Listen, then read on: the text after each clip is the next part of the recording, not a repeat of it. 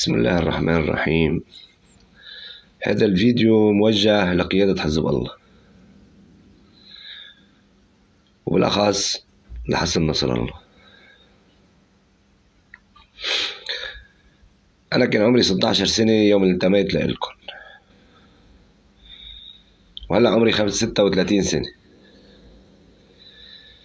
أنا شاركت بالحرب السورية من 2012 ل 2018.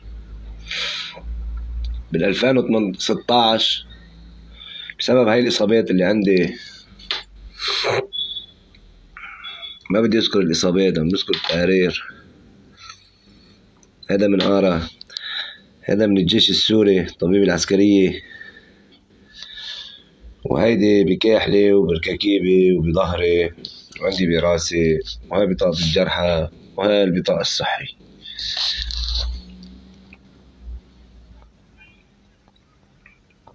بال 2016 نقلوني على الألمون على وحدة 13,000 اللي كان رئيسها ومسؤولة علاء استشهد بحلب وأبو حسين عديدة، حطوني بقسم التجهيز.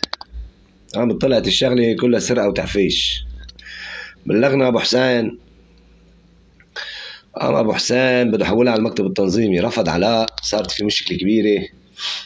نقلوا أبو حسين على دير الزور وأنا على قسم تاني. بس ضلت هيدي السرقات قدام عيوني وعم شوفها، وحاولت ارجع بلغ، ما كانوا يقبلوا. قالوا خصوصي ابو محمد عدنان قال انه هيدي فيها تكليف شرعي من الخامنئي انه ما حدا يتحرك وممنوع تنفتح هاي الملفات وهيك. فانتشرت هاي القصة. هلا مين نشرها اتهموني فيها إلي يعني، وصارت المشاكل بيني وبينه.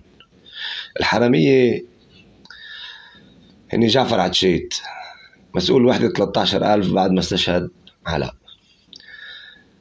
أبو محمد عدنان عديدة، وأبو مهدي الشيخ أبو مهدي من القمطية. الشيخ أبو مهدي من القمطية مسؤول التجهيز، والسيد فراس، وفيما بعد كمان دخل بالموضوع أبو ياسر ياغي الحرامي الأكبر وأخوه ياسر، واللي حاميهم قال الديناصور علاء كان. على مين يا سيد حسن؟ ما بعرفش، بدك تشوفه أنت.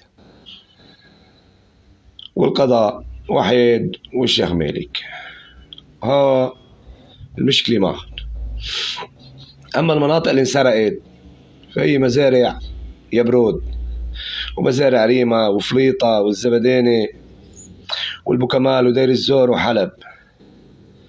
وهي المسروقات هي تراكتورات زراعية، شاحنات، سيارات مدنية، جرافات، معامل، بطاريات، تلفزيونات، كل شيء سرقوا، حتى الشبابيك والابواب. وحتى كمان هربوا سوريين من المغاوير على لبنان. وهو الجماعة ما خلوا شيء إلا ما عملوا، قتلوا ونهبوا وسرقوا وعملوا كل شيء. بسبب انتشار هاي السالفة وإنه أنا ضليت مصر على الدعوة، بتقوم تعملوا لي قرار فصل. القرار الفصل إجا عند القواس. طيب أنت ما شفتن يا سيد حسن؟ بس هجموا علي بدهم يضربوني وأنا مروح راسي وظهري وركاكيبي وكاحلي، طبعوا في 20 واحد جوا، بدي أقوس. وسبب القواس كان الاستفزاز والتشهير، وفي تقارير طبية بتحكي بهذا الموضوع. قوست عليهم أنا، مو مستحي بالموضوع، بس بسبب إنه ما كانوا يحلوا عني، فبتكافئوا لأبو مهدي وبتعملوه مسؤول فوج 419، وبعد انتشار هاي بتحلوا هذا الفوج. وهذه السرقات انباعت بفليطة من البوكمال، وباعت بالقطيفة، وانباعت بالسحل عند حسن الأسمر، وبالقطيفة عند سامر، وانباعت بالهرم الخردة. وفي جيشان، واحد سرقوا له سلاحه والتاني سرقوا له جيبات وملالات وباعون خردة.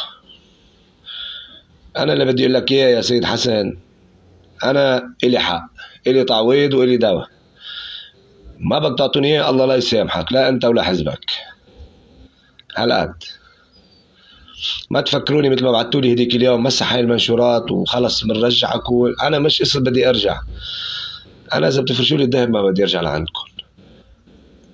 بدكم تعطوني دواي وتعطوني حقوقي كنبه، ما بدك تعطوني انتم حرين. الله لا يسامحكم والله بياخذ لي حقي. هاي بالنسبة لها. اما بالنسبة بعد هذا الفيديو لهول الحرامية بيتحركوا ويعملوا عناتر وهيك، في الفيديو الثاني والثالث والرابع ساعتها بدها تتطور تصير مشكلة مع حزب الله. اما انا ها ساعتها السالفة بدها تمس حزب الله. انا مشكلتي مع هول العصابة الخامسة اللي هن ابو ياسر ياغي واخوه ياسر والشيخ ابو مهدي والسيد فراس وجعفر عتشيت. هاي مشكلتي معهم،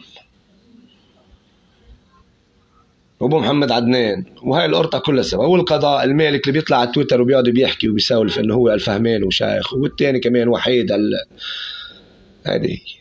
وهي قصه لبيك يا زينب ما بتمرق على حدا. انا ما بقى ارجع لعندكم لانه انا ما بقى ايمان بعقيدتكم. سيدة زينب لها 1400 سنه بين السنه ما حدا ضربها حجر. وهي السوالف تبعكم ما بتمرق على حدا. عاملين حالكم مؤمنين واطهار وما بعرفوا اشرف الناس وهذا الحكي كله سوا. كذبوني اذا انا مش مزبوط عم بحكي. وخلينا نسال اهل يبرود، وخلينا نسال اهل ريما، وخلينا نسال اهل فريطه، وخلينا نسال اهل البوكمال. ما خلوا شيء بالبوكمال الا ما سرقوه، حتى المواشي سرقوها وباعوها بالهرمل، والبكبات والتراكتورات وكل شيء سرقوه. ليش منعوكم تفوتوا على رنكوس الجيش السوري؟ بس فاتوا عليها لحتى ما تسرقوا الاثار. هذا اللي بدي اقوله. ترجعوا لي حقي رجعوه، ما بترجعوه الله لا يسامحكم لا بالدنيا ولا بالاخره. هالقد.